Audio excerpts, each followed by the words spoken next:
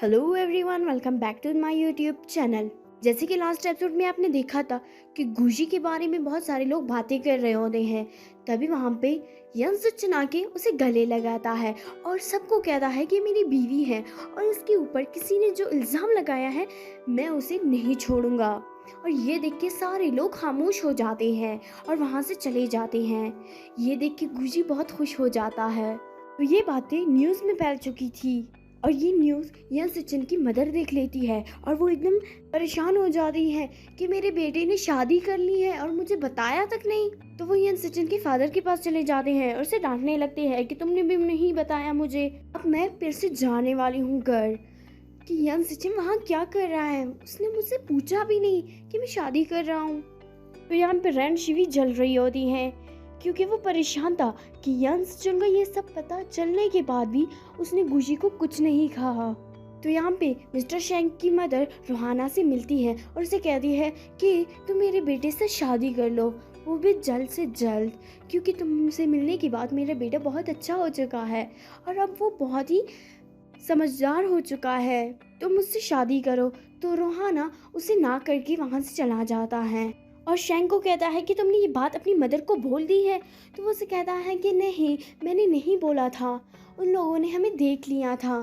तो ये सुनने के बाद रोहाना बहुत गुस्सा करती है कि वो मुझे आज फोर्स कर रहा था कि मैं तुमसे शादी करूं और मैं शादी नहीं करना चाहता, मुझे शादी से डर लगता है। तो शैंक्स उससे पूछता है कि क्यों डर लगता है। तो वो उसे कहता है कि मेरी फादर और मदर पहले बहुत अच्छे रिलेशनशिप में थे, जब उन लोगों की शादी हो गई वो लोग बहुत ही ज़्यादा झगड़ते थे।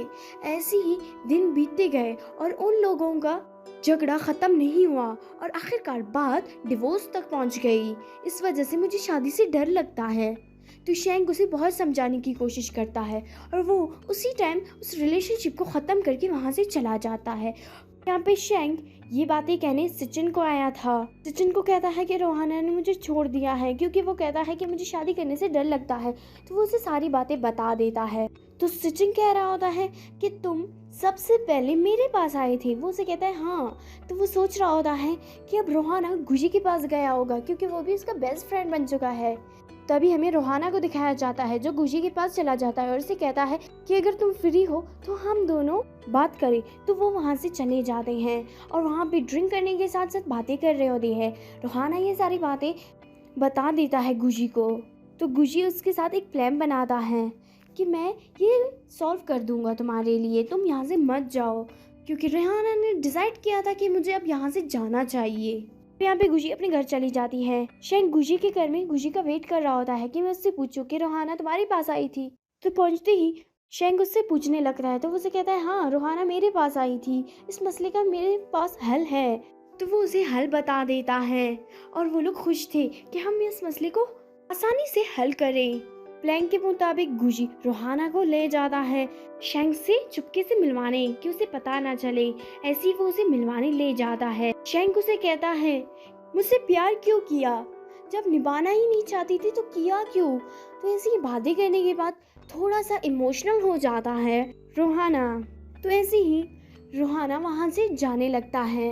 बाद में एकदम वो पलट जाता है और जाके शेंग को किस कर देता है और शेंग उसे कहता है कि मैं तुम्हें कभी नहीं छोड़ूंगा, अगर तुम मुझसे शादी नहीं करना चाहते तो हम ऐसी ही रिलेशनशिप में रह सकते हैं। तो वो दोनों मान जाते हैं। ये देख के सचिन और गुजी बहुत खुश हो जाते हैं। यहाँ पे गुजी और यन सचिन इस बात की खुशी पे डांस करने लगते हैं।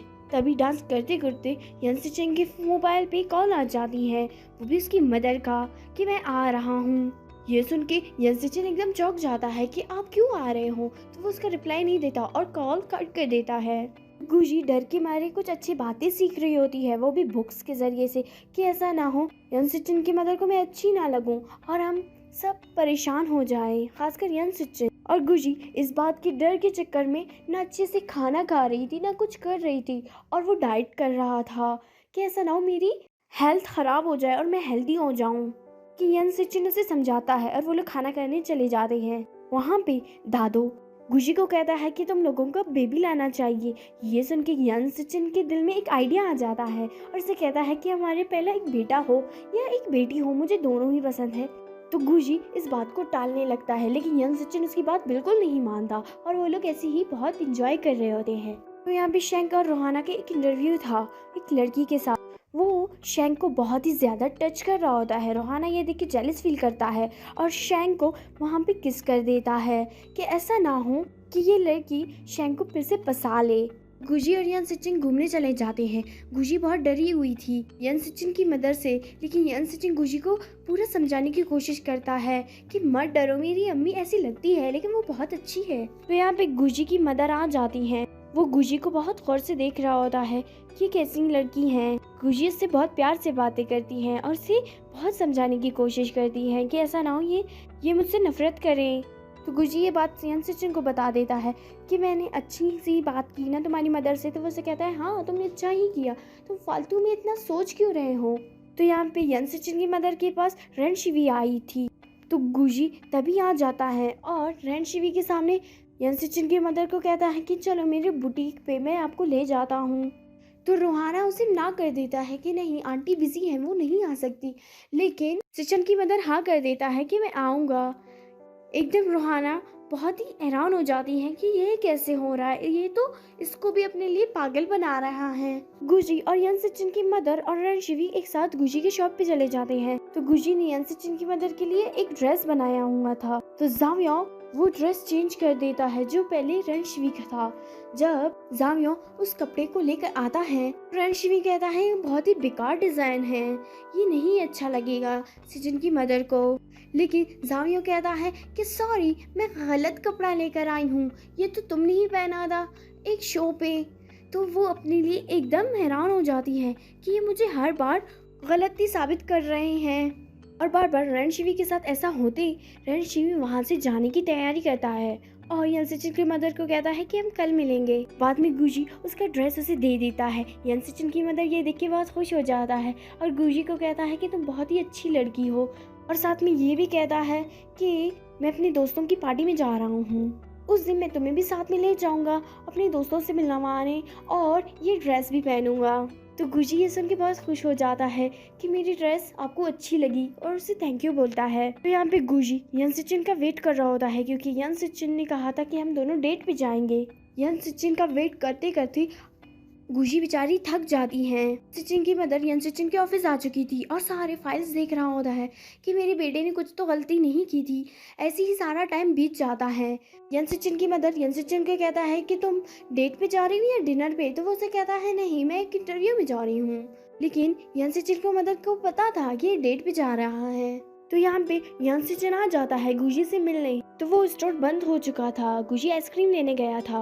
वो दोनों एक दूसरे को देखते हैं और उसे गले लगाता है और यन सचिन को वो पुरानी बातें याद आ जाती हैं जब गुजी की मदर ने उसे कहा था कि गुजी बहुत अच्छी लड़की है, तुम उसके साथ खुश रह सकती हो, वो बहुत ही प्यारी लड़की है, मुझे बहुत अच्छा लगा, तुम्हारी चॉइस बहुत अच्छी है। ये सुन के यन सचिन खुश हो जाता है और गुजी को गले लगाता है और बहुत खुशी से बातें करने लगता है गुजी से।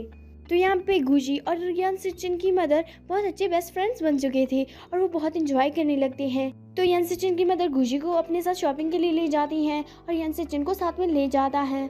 यन सचिन बहुत बोर हो रहा था लेकिन गुजी वहाँ पे उसकी हेल्प करता है और ये देख के यन सचिन की मदर को और अच्छा लगने लगता है और उसे अपने दोस्तों के पास ले जाता है गुजी को। उसके दोस्त गुजी से बहुत सारे सवाल पूछ रहे होते हैं कि तुम कौन से कॉलेज से पढ़े हुए हो। तो गुजी उन सबको एक सस्ती कॉलेज का बताता है। तो वो उसके ऊपर थोड़ा हंसने लगते हैं और उसे कहते हैं कि ओह अच्छा। तो गुजी ये सुन के बहुत ही ज़्यादा दुखी हो जाती है। बाद में यन सचिन की मदर उसे कहती है कि इनकी बातों का बुरा मत मानना, हम लोगों की ऐसी ही लाइफ होती है। वो हमेशा ये देखते हैं कि कहाँ से पढ़ा आया हुआ है और क्या करना चाहता है। हमारी अमीरों की लाइफ तो ऐसी ही होती है। आई एम सो सॉरी अगर तुम्हें बुरा लगा। तो गुजी कहती है कि नहीं मम्मा मुझे कोई फ़र्क नहीं पड़ता ऐसी बातों से। गुजी इस बात पे परेशान होके आ जाता है एक कैफ़े पे और वहीं पे म्यूजिशियन भी आ जाता है और वो दोनों साथ में बातें कर रहे होते हैं। तो वो म्यूजिशियन को बता देता है ये बातें। बाद में वो कहता है कि इससे मुझे कोई फ़र्क नहीं पड़ता, मुझे अपनी नौकरी और अपनी ज़िंदगी पे फोकस करना है, ये फालतू बातें मुझे भूल ही जानी चाहिए। तो ये सुन के म्यूजिशियन को और अच्छा लगने लगता है तो यहाँ पे गुजी यन सिचिन को बोल रहा होता है कि मुझे 3 महीनों के लिए कॉलेज जाना चाहिए और वहीं पे मैं रहूँगा हॉस्टल, वो भी दूसरे शहर पे। तो यन सिचिन पहले उसे ना नहीं कह पा रहा था, लेकिन उसे ना जाने की पूरी कोशिश कर रहा था कि ना जाए, और उसे बार बार कहता था कि तुम मुझे मिस नहीं करोगे, और इसके साथ पैकिंग करने के साथ साथ वो ये बातें करने लगता है। लेकिन गुजी कहता है सिर्फ 3 महीने की बात है, बाद में आ जाऊंगी, तुम ऐसा क्यों कर रहे हो। तो रात को सोने के बाद गुजी सुबह फ्लाइट में चली जाती हैं। उसके लिए एक छोटा सा लेटर लिख लेता है कि मैं जा रहा हूँ, फिर 3 महीनों के बाद मिलेंगे हम दोनों। तो ये देखने के बाद और ये पढ़ने के बाद यन सिचिन का एकदम मूड चेंज हो जाता है और वो उसे ढूंढने लगता है, और ख़ासकर गुजी की शॉप पे भी चला जाता है। और जाया उसे बताता है कि गुजी यहाँ नहीं है, लेकिन वो चिल्लाने लगता है कि गुजी गुजी कहाँ हो, तुम आ जाओ, मैं आ गया, और प्लीज़ तुम आ जाओ, मैं नहीं छोड़ूंगी तुम्हें, तुम मत जाना। और वो रोने लगता है, और यहीं पे एपिसोड ख़त्म हो जाती हैं। अगर आपको वीडियो अच्छी लगी हो तो लाइक करें, कमेंट करें, शेयर करें एंड सब्सक्राइब करना ना भूलें। Bye bye guys.